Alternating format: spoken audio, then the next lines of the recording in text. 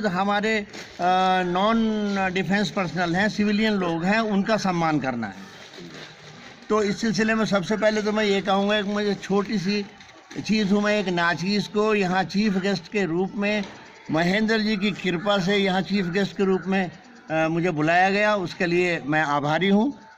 Secondly, सबसे बात बड़ी ये है कि इस छोटी सी जगह में सैनिकों के बीच आज पहली बार यहाँ, क्योंकि मैंने बहुत सारे प्रोग्राम अटेंड किए हैं, उसमें सिविलियन लोग दिखाई दे रहे हैं, तो मैं आप लोगों को ये याद दिलाना चाहूँगा कि जैसे बताया कि सैनिक लोग आज सम्मान कर रहे हैं अपना।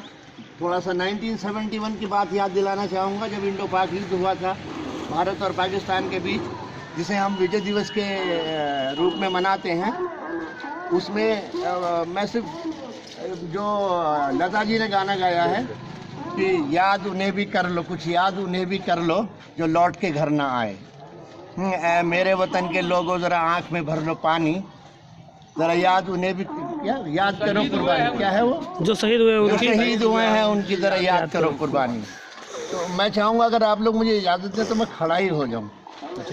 हैं, खड़ा हो सकता हूँ? बहरहाल ये देखिएगा, फौजियों का जो रोल है हमारा वो ऐसा है, जब कहीं दंगा हो इंटरनल भारतवर्ष के अंदर पहले उसे पुलिस संभालती है, पुलिस से जब काबू में नहीं आता तो कोई और आता है, कोई और आता है। आखिर में किसको याद किया जाता है? जो आज यहाँ इकट्ठे हुए हैं, जिन सैनिकों को यहाँ इकट्ठा किया, फिर आते बहुत वहाँ फौज तैनात हो गई है, तो तभी शांति होती है। तो फौज का काम बेसिक है, बॉर्डर को सेफ रखना और दुश्मन को एक ऐसी नज़र से देखना कि बेटा तूने मेरी तरफ नज़र उठाई तो तू जिंदा नहीं बचेगा, जिसकी मिसाल 1971 में है। उसमें नेवी, एयरफोर्स और आर्मी का वो बढ़िया रोल है कि जब पाकिस्तान दो होते थे, पश्चिमी पाकिस्तान और पूर्वी पाकिस्तान। पश्चिमी पाकिस्तान की तरफ मैं नेवी का हूँ, इसलिए नेवी का रोल भी बताता चलूँगा। इंडियन नेवी ने अपने 6 शिप इंक्लूडिंग एक एयरक्राफ्ट कैरियर है जिसके ऊपर 35 हवाई जहाज़, लड़ाकू हवाई जहाज़ तैयार रहते हैं, कराची को बैरिकेड कर दिया था, उसका कोई चीज़ बाहर नहीं आने देते थे। और ऐसी मार करने वाली मिसाइल थी कि कराची के अंदर जो पाकिस्तान का फ्यूल, जहाँ रिजर्वायर था, जहाँ टैंक्स थे रखे हुए, जहाँ से फ्यूल लेकर के उनके हवाई जहाज़ उड़ते थे, टैंक को सत्यानाश कर 3 एक INS PNS गाजी होती थी, पनडुब्बी, एक ही पनडुब्बी होती थी, वो हमने वहीं डुबा दी थी हमारे पानी के जहाज़ों ने।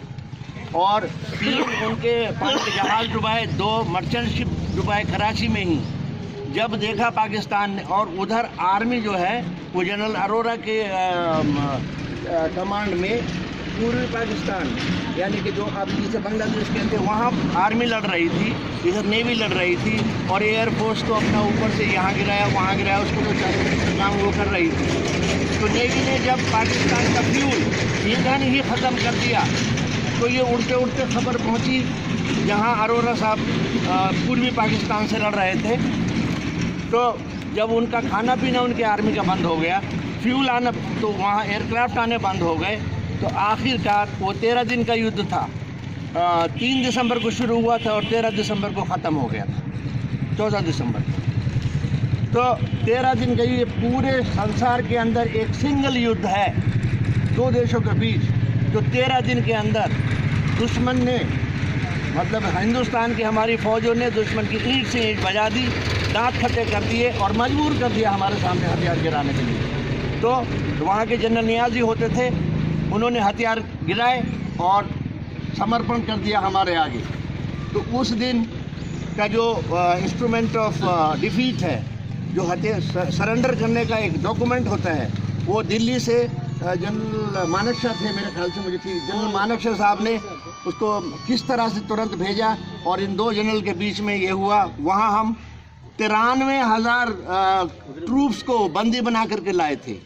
तो मैं सबसे पहले एक बात ये है, इसमें ये कहूँगा कि फ़ौजियों का जो रोल है, तो यहाँ हमारे सिविलियन जो दोस्त हैं वो ये समझ लें कि फ़ौजी बॉर्डर पे क्या करता है, अंदर क्या करता है। जब घायल हुआ हिमालय, खतरे में पड़ी आज़ादी, याद है। दूसरी बात कि जब हम बैठे थे घरों में, वो झेल रहे थे गोली, तो हम फौजियों की तो वो हालत है, हम लंगड़े हो लूले हो आज, लेकिन जब हम बॉर्डर पे पहुंचते हैं तो हम फिर से जवान हो जाते हैं। आज जो हमारे 70-80 साल के बैठे हैं, जो आज हम अगर रिजर्व में आज जब भेजेंगे, हम वहीं 18-20 साल के जवान मिलेंगे। हम कुछ भी करना पड़े, लेकिन हम अपनी भारत माता को, अपने तिरंगे को झुकने नहीं देंगे। कुछ भी हो जाए झुकने नहीं देंगे। तो मैं, अगर आप लोगों को बुरा ना लगे, इतना आप लोगों का समय है, मैं चाहूँगा कि आज तक जितने हिंदुस्तान ने युद्ध झेले हैं, उसके अंदर हमारे जितने फौजी शहीद हुए हैं, शहीद समझते हैं? शहीद किसे कहते हैं? जनरल मौत नहीं है, शहीद है। तो जो लोग शहीद हुए हैं, 2 मिनट का नहीं, 1 मिनट का मैं चाहूँगा सब लोग अपने अपने स्थान पर खड़े होकर 1 मिनट का मौन धारण कर लें।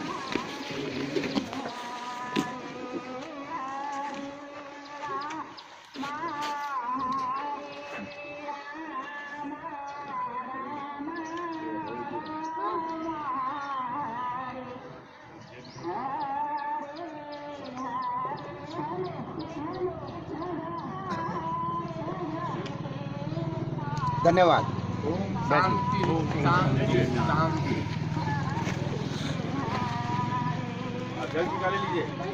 अब मैं आगे और कुछ कहना चाहूँगा। अब ये मीडिया वाले जाना चाह रहे हैं, तो 2 मिनट का उनकी जल्दी की वजह से मैंने बीच में किया था। तो अब मैं क्या खड़ा होकर बोल सकूँगा? बोलिए ना। उन्हीं लोगों ने मुझे बिठा के रखा था। बहरहाल यहाँ जितने भी लोग हैं, मैं नहीं समझता विमल चौधरी और महेंद्र जी के अलावा मुझे शायद किसी ने देखा हो पहले।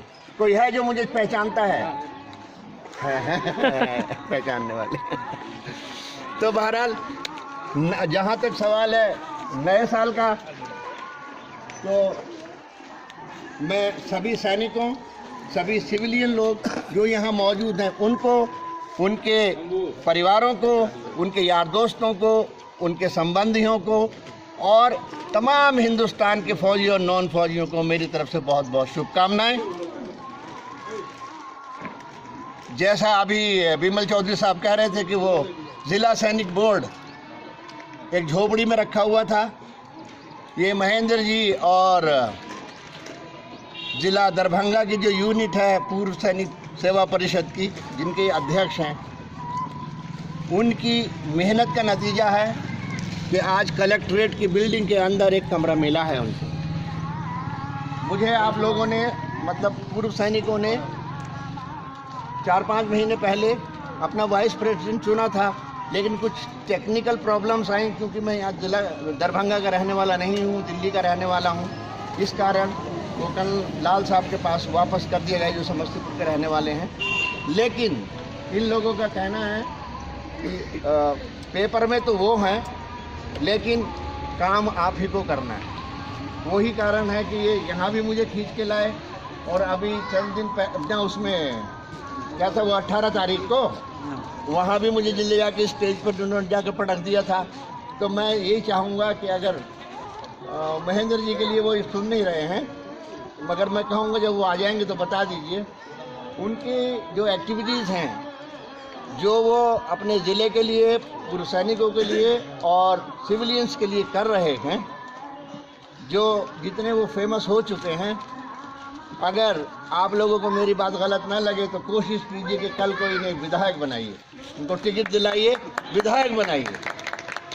लोग मेरे पास ये लोग आते हैं, बहुत सारे लोग से अपने पूर्व सैनिक आते हैं कि आपका चेहरा टीवी में देखकर, रेडियो में सुनकर, रेडियो में भी छोटा मोटा प्रोग्राम आने लगा, वहाँ हर वीक बुलाते हैं वो लोग, न्यूज़पेपर में देख कर कि ऐसा लग रहा है कि आप फौजी हैं, आप अगर खड़े हो गए, मुसलमान हैं तो सारे मुसलमानों के वोट तुम्हें मिलेंगे, फौजी है तो फौजियों के मिलेंगे, और बोलते हैं वो लालू और अपना नीतीश की पार्टी से आ जाओ तो सारे यादव भी आपको आ जाएंगे। तो मैंने कहा भाई मैं तो बहुत दूर का रहने वाला हूँ, हमारे महेंद्र जी इस काम के लिए फिट हैं, और अपना विमल चौधरी साहब की सपोर्ट चाहिए, तो महेंद्र जी आप सुनेंगे। तो मैंने कहा हमारे ये फ्यूचर विधायक, गलत नहीं कह रहे हैं, आपकी जो एक्टिविटीज हैं, जो आप समाज सुधार का काम कर रहे हैं, समय आ जाइएगा आप लोग जी, 2000 में नॉमिनेशन होगा, करवाइएगा। मैं सबसे आगे खड़ा होऊंगा, ये नहीं मानेंगे तो ये बुरा न माने, हाथ में इनका कान पकड़ के भी खींच के ले आऊंगा।